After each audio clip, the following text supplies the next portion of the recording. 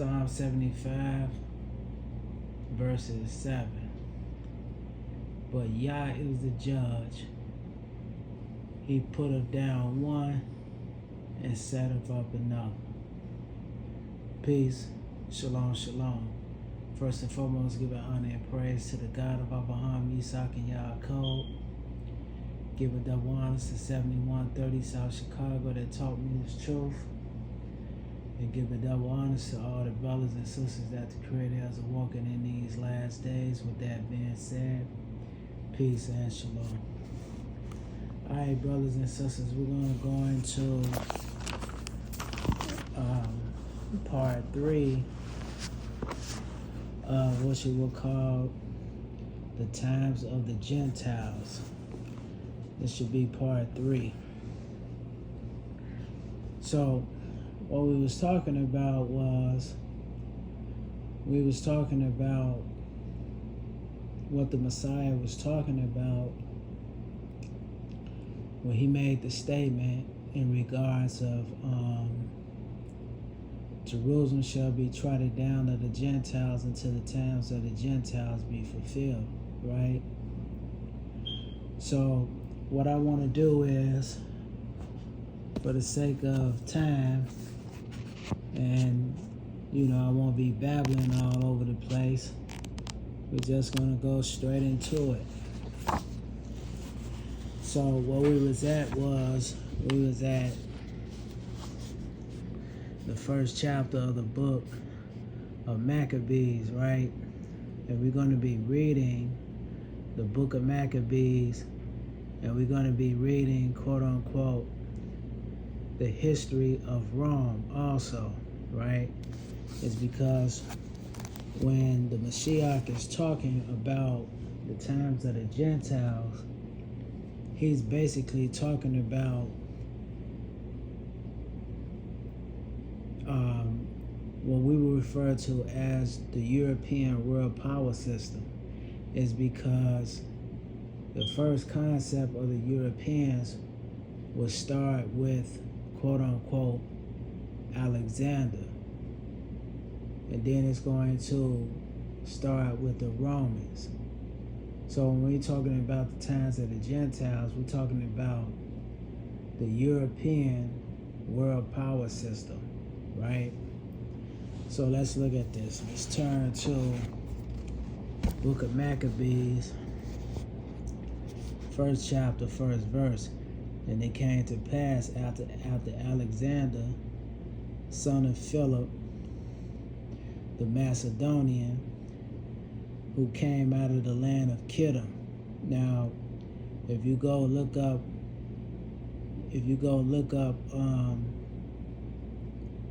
the 10th chapter of the book of Genesis, verses 1 through 5, the people of Kittim come out of, quote unquote, the children of Javan. So a lot of brothers, they will talk about how the Macedonians were Edomites and stuff like that.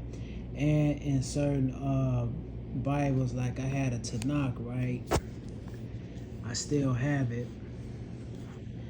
And in the Tanakh, it said that the Romans were, quote unquote, Edomites. That's why you have to pay attention to what you're reading, and you have to look up these people with a fine-tooth comb, because you will see in the history that the Romans were not Edomites, but you had Edomites and other people within the government and things of this nature. And one time we're going to go over that. I think I'm going to entitle that lesson, Esau is not the quote-unquote white man, right? But with no further ado, let's continue to read. It says, who came out of the land of Kittim, had smitten Darius, the king of the Persians and Medes, that he reigned in his stead first over Greece, and made many wars and won many strongholds and slew the kings of the earth. And he went through the ends of the earth and took spoils of many nations, right? And so much. One second, I messed up the verse.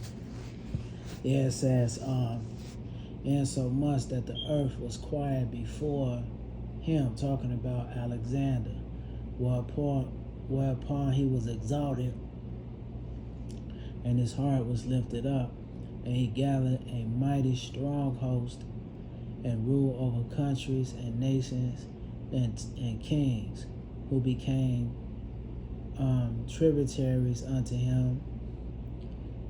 And after these things he fell sick, and perceived that he should die. Wherefore he called his servants, such as were honorable and had been brought up with him from his youth, and parted his kingdom among them while he was yet alive. So Alexander handed over power to the 4 rulers that was up under him. It was Ptolemy, Seleucid, Lycomachus, Cassandra, and Ptolemy, Lycomachus, Cassandra, and Seleucus. So they end up carrying on the leadership that he established when he was on the scene, right? And they end up ruling just as well. But the interesting thing about Alexander is that he had a respect and a love for he loved other cultures. So he allowed a lot of cultures, even though he conquered them, he allowed them to maintain their culture. But see, up on the Ptolemy and them, and I think the Seleucid Empire, they started to change a lot of that stuff, and a lot of them had to convert over to the Greek way of living, right? And it's going to talk about that. So it says, so Alexander reigned 12 years, then died, and his servants bare rule, every one in his palace. And after his death, they all put crowns upon themselves, so did their sons after them many years. And evil will multiply in the earth, and there came out of them a wicked root, Antiochus, surnamed Epiphanes, son of Antiochus the king, who had been in hostage at Rome, right? So this is during the Greek rule. So during the Greek rule, Rome was on the scene. See, because Rome is basically a cousin of the Greeks. See, all of these people, and see, there's no nationality called Rome or Romans. This is a government. So you had different fractions of Gentiles that was ruling during the time that you had different fractions of Gentiles that basically formulated what you would call the Romans. And what I want to do is, because I'm gonna be talking about this all summer, because like I said before, when you reading, you gotta digest everything. So you just can't be eating. Like a lot of times, I like to use food as an analogy, right? So a lot of times for myself, I'm just speaking about myself. When I was younger, and I still suffer from that today, instead of chewing my food, I swallow the food. I'll be steady. I'll just be scoffing down food. But I don't take my time like I should to just chew the food so that the food can, because when you're eating, you gotta chew your food enough amount of times so that your food can digest properly, right? So this is what we do. So when you don't do that, over a period of time, you're gonna have problems, right? Because if your food is not digesting, then you have a lot of gut issues, right? So why am I saying that? That's the same thing with reading. When you read a book, for me, I had to come into the realization that I'm a slow reader. And to me, the slow reading is the best read, is because you're not just reading slow. You gotta take notes. You gotta research certain things. So for me, when I'm reading books, I'm going over about, I think, 5 or 6 books right now. It's probably gonna take me a year and a half to finish those books.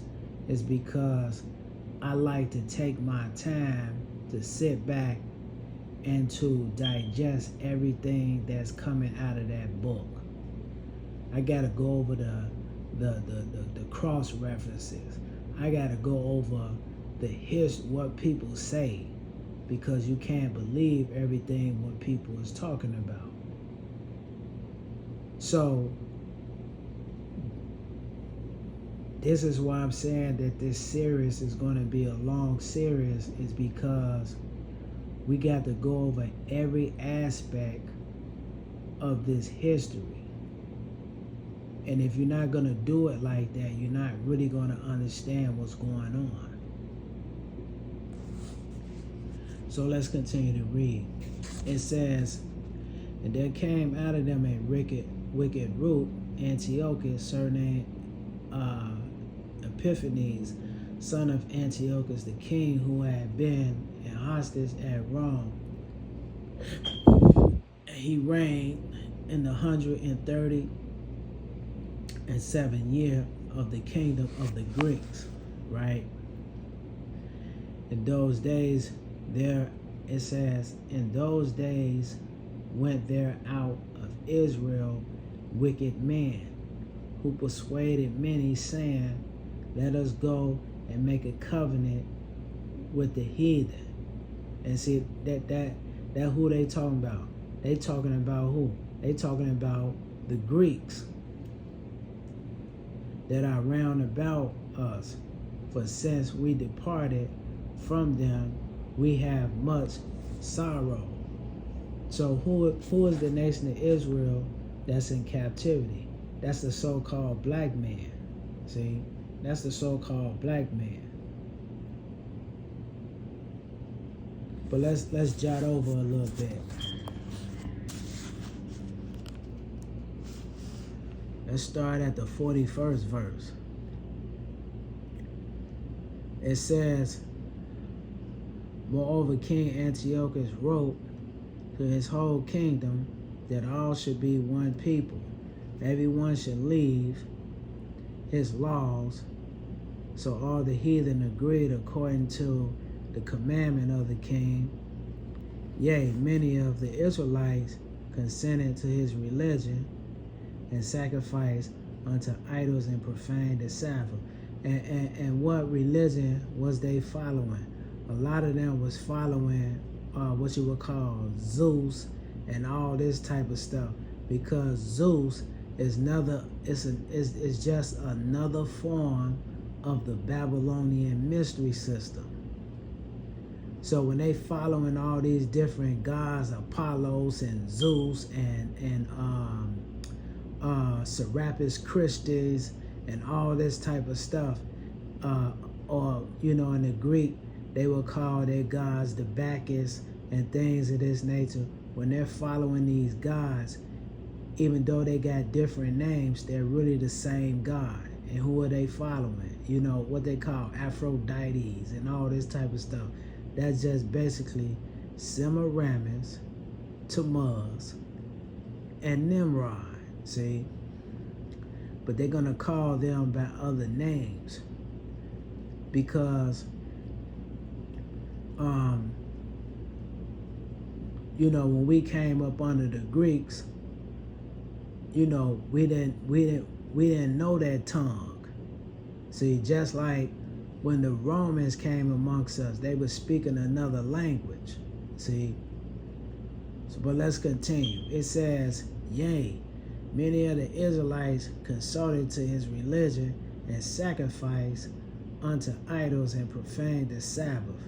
For the king had sent letters by messengers unto Jerusalem and the cities of Judah, that they shall follow the strange laws of the land, and forbid burnt offerings and sacrifice drink offerings in the temple, and that they should profane the Sabbath and festivals. So what's taking place? They're taking on Greek cultures and pollute the sanctuary and holy people, set up altars and groves and chapels of idols, and sacrifice swine's flesh and unclean beasts.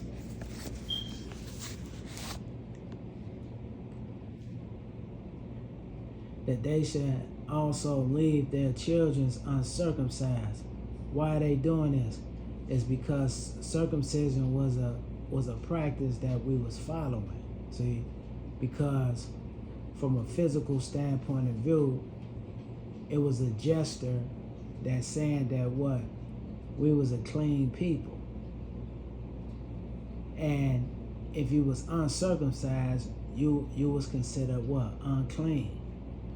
It says, and make their souls abominable with all manner of uncleanness and profanation, to the end that they might forget the law and change all the ordinances.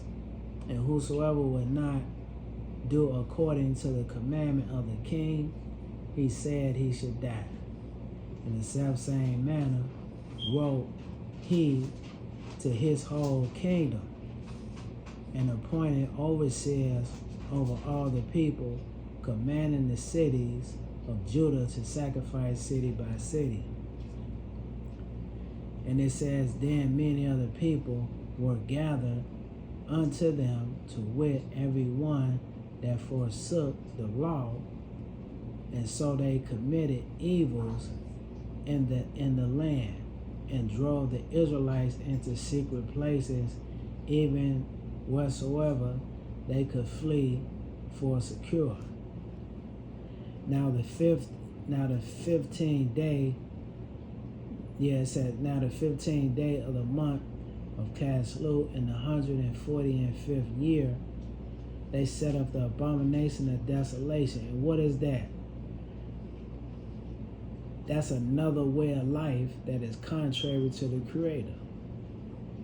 And it says, upon the altar and building idol altars throughout the cities of Judah on every side, and burn incense at the doors of their houses in the streets. And when they had rent in pieces the books of the law, which they found, they burnt them with fire. And see, that's very significant, is because when we go over the history of the Greeks, what we're gonna have to understand is that when they started to rebuild the temple, they was rebuilding the temple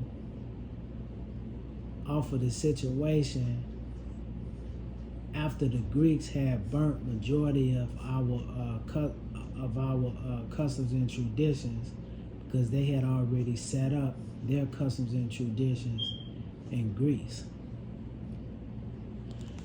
So let's look at something. Let's close this. Let's look at a scripture. This is the 6th verse, 7th chapter of the book of Daniel. And this I beheld, lo, another like a leopard, which had upon the back of it 4 wings of a fowl, and the beast had also foreheads, and dominion was given to it. Now, like what I said before, the leopard, symbolic of the leadership of Alexander, representing what you would call the Greeks, the Grecian Empire. And the four wings and the four heads represents who? The leadership that carried on the Greek rule during this time. And who was the four generals? It was Lysimachus, Seleucus, Ptolemy, Lysimachus, Seleucus, Ptolemy, and Cassander. They was the people that was brought up under Alexander. And you know that the leopard, what is his characteristic? He's cunning, and he moves with what? Swiftness. The leopard is real cunning, and he moves with swiftness. And the wings, well, let me rephrase that. The leopard is a cunning animal, because you know a lot of times the leopard hunts with he has to be very strategic. It's because even though the leopard is a powerful animal within itself, it has a lot of disadvantages too. So a lot of times the leopard hunts from trees. That's one of the major places where the leopard be at, is in the trees. So he has to do everything in a quick manner. So he stalks his prey. He sits down from the trees or in the bushes, and the next thing you know, he comes in with great power. And the wing symbolizes what? Swiftness. So that's how the Greeks moved in on the Medo-Persians. See? Because Alexander, because the leopard is really a loner. You don't see leopards in packs. They take down prey by themselves. They can take down crocodiles. They can take down different animals. And they very powerful. They can grab big animals and bring them up to the trees. It's because, like I say, they have they have different disadvantages themselves. See, a leopard can't whoop a lion. You know what I'm saying? But it can put up a big fight. You know what I'm saying? But the leopard, one of his strengths is that he's able to carry his prey into the trees, so he can eat. So the leopard is basically a loner. It hunts by itself. And why am I saying this? Is because it's rumored when Alexander came amongst, when they fought against quote unquote, when they fought against the Medo-Persians, they said it wasn't even that many of them. I think they said it was like maybe 30 or 40,000 of them. And 40,000 soldiers is really a low number when you're going against a nation of people. And they said with 30 or 40,000 people, Alexander was able to come in and break down. They was able to come in and break down the Medo-Persian Empire, right? So when we talking about the leopard and the wings and stuff like that, That's really what it's symbolic of. The seventh verse. It says, after this I saw in a night vision, and behold, a fourth beast, dreadful and terrible, and strong exceedingly, and it had great iron teeth, and it devoured and brake in pieces, and stamped the residue with the feet of it. And it was diverse from all the beasts that were before it, and it had 10 horns, right? So let's look at something. Let's look at the book of Josephus. What's that? Book 3, chapter 5, verses 1. So it says, one second.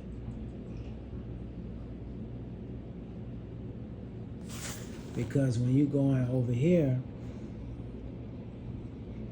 it says, Josephus makes an attempt upon Sepphoris, but is repelled. Titus come with a great army to Ptolemaeus, right? Because Titus is one of the ones that came in and ransacked Jerusalem.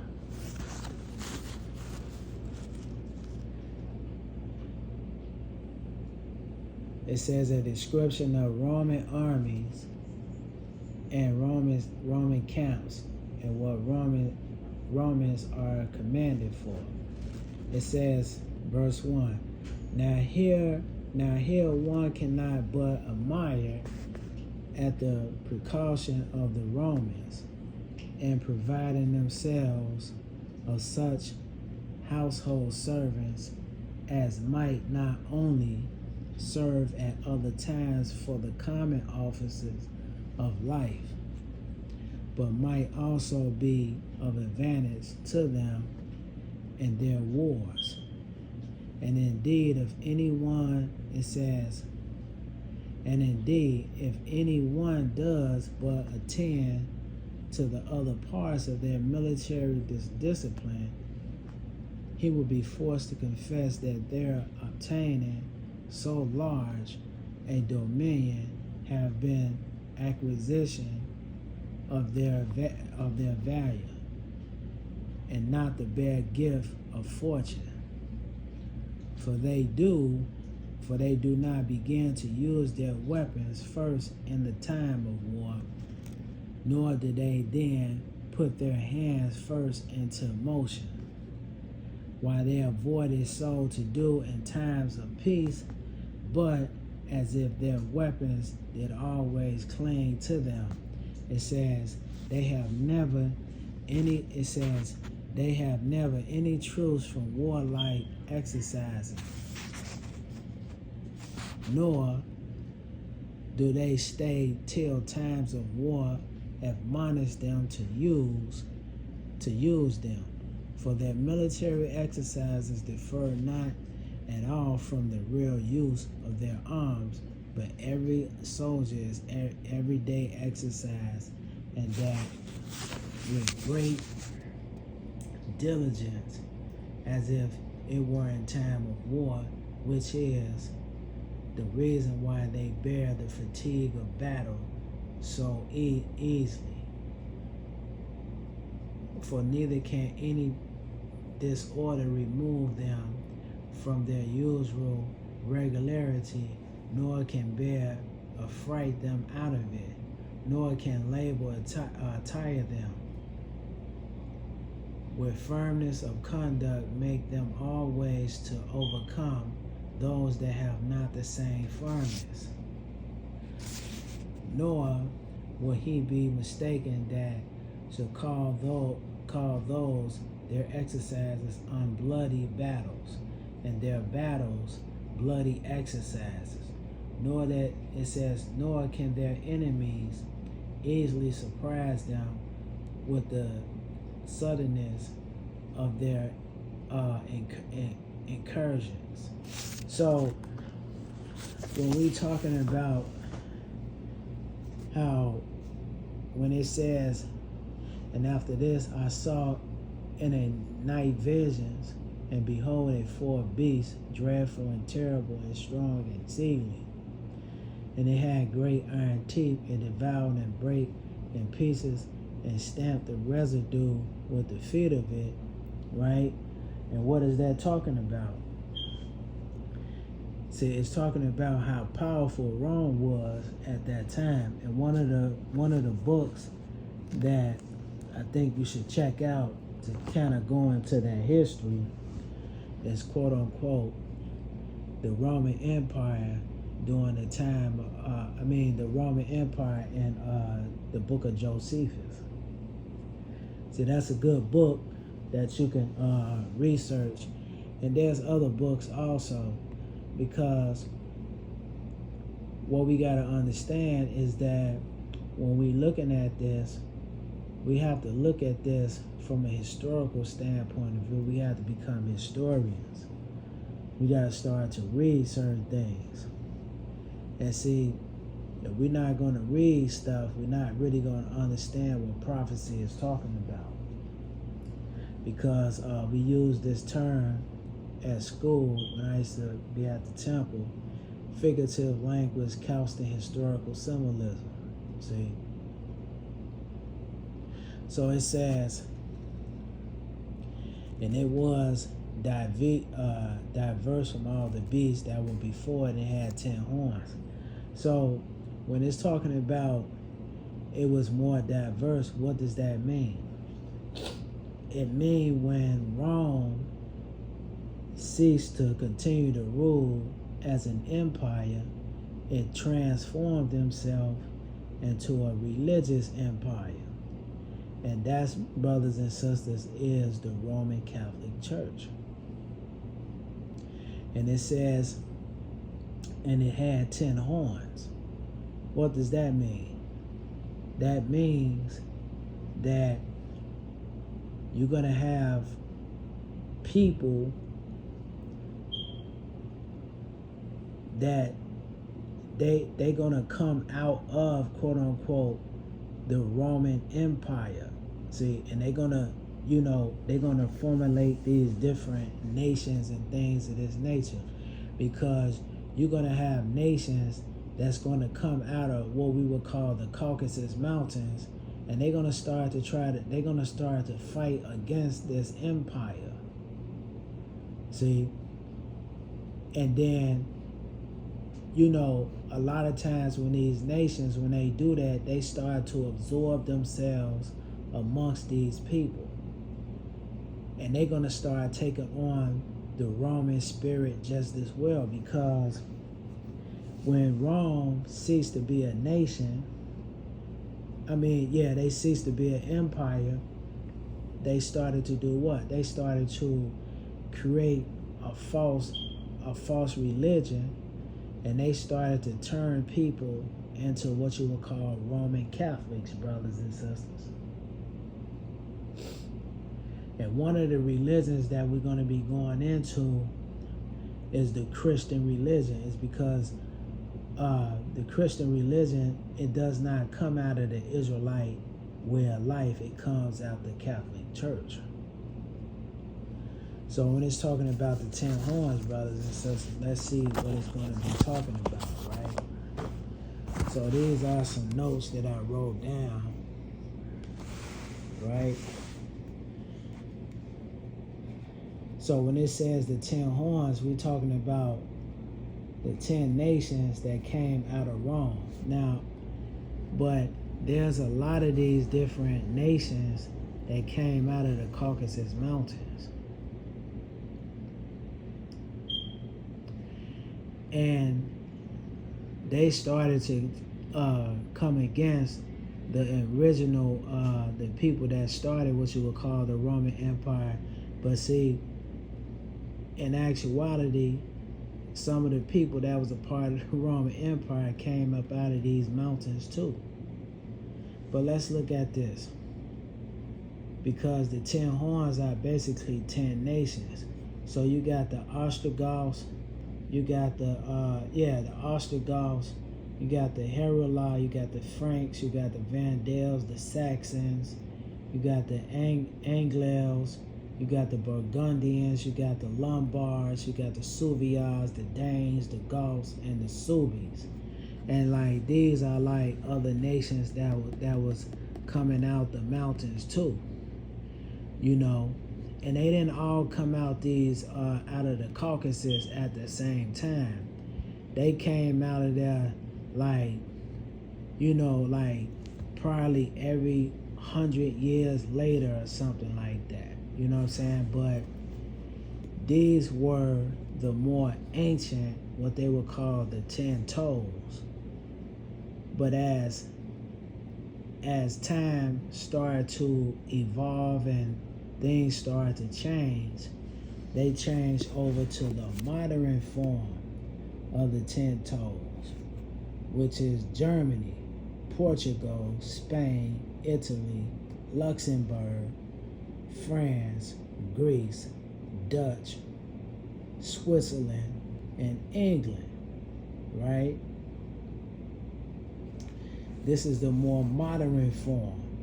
And this is what makes up the European Common Market System of today, brothers and sisters. Right? So what we're going to do is, let's turn to the second chapter of the book of Daniel, and we're going to go into something, and then we're going to cut this off until the next segment, the next lesson. Let's go into the book of Daniel. Let's turn to the second chapter. Try and figure out where I'm going to read from, because we're going to be in the second chapter of the book of Daniel. 1 second.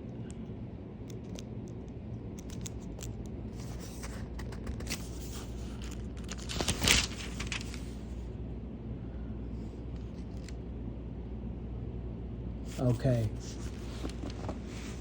We're in the book of Daniel in the second chapter. We're going to start reading at verses 40. And it says, "And the fourth kingdom shall be strong as iron." Talking about what? Rome.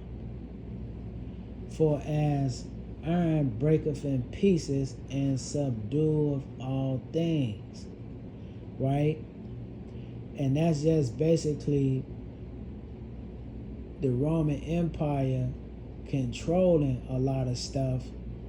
But see, what's going to happen to Rome is that Rome is going to cease to be an empire. And then they're going to start breaking away from each other, because I believe you had the eastern side of Rome and you had the western side of Rome that was ruled by Constantinople. See? It says, "As iron that breaketh in pieces shall it break, and says shall it break in pieces and bruise." And that's what I'm talking about, because Rome in its inception is going to consume a lot of nations, lands, and states. It's going to absorb a lot of nations that's around it, and nations that is basically afar. But eventually, like all kingdoms, according to the 3rd chapter of the book of Genesis, when the Creator said that the serpent shall be on his belly, and dust shall he eat all the days of his life, that's just symbolic of every kingdom that the adversary build is going to do what? It's going to fall. See? It's going to fall. And this is what we're looking at, because the kingdom or the government that is established by these nations, or what we would call the 4 beasts, these are the nations that was established by the adversary. They under the influence of the adversary. So they ruled for a time in the season, and next thing you know, they fell. See? And it says, whereas thou sawest the feet and the toes, part of potter's clay and part of iron, right? The kingdom shall be divided, but there shall be in it of the strength of iron. Because like I said, Rome is not a nation. That's an empire. But you have nations, European nations, that comes together, and they're going to rule under what? Under the Roman Empire. But eventually they're going to start fighting against each other. And the Roman Empire is going to break up. But these nations that's going to come out of the Roman Empire, they're going to have the strength of Rome in them. See? For as much as thou sawest iron mixed with miry clay. See? And what does that mean? See? What does that mean? Because iron and clay, those are two elements. They don't mix well with each other. So this is the spirit of the Roman Empire, which is the more modern day form of the Babylonian mystery system. They're going to come amongst the nations, and they're going to mingle themselves amongst them. See? And this is why you see the Catholic Church going all around, getting people to join their religion and stuff like that, either peacefully or by force. And it says, and as the toes of the feet were part of iron and part of miry clay, so the kingdom shall be partly strong and partly broken. What is that talking about? It's talking about the 10 toes is basically the European common market system of today. But they was not always the modern form of the European common market system. It was the Ostrogoths, it was the Vandals, it was the Franks, it was the Angles, it was the Saxons. See? It was the Heruli, it was the Suevias, right? The Burgundians, the Vandals, all them people. But you had nations that came up out of them, because I think the Franks gave birth to, France. I could be wrong. I think the Franks gave birth to France. And each one of these nations gave birth to these people that we looking at today. So we looking at the modern form of the modern day form of the European common market system. Those are the 10 toes that's ruling today. So it says, and as the toes of the feet were part of iron and part of clay, so the kingdom shall be partly strong and partly broken. And whereas thou sawest iron mixed with miry clay, they shall mingle themselves with the seed of man, and they shall not cleave one to another, even as iron is mixed with miry clay. It's because what's going to happen? They're going to start going all over the world, spreading their false religion. See? And they're going to be conquering people.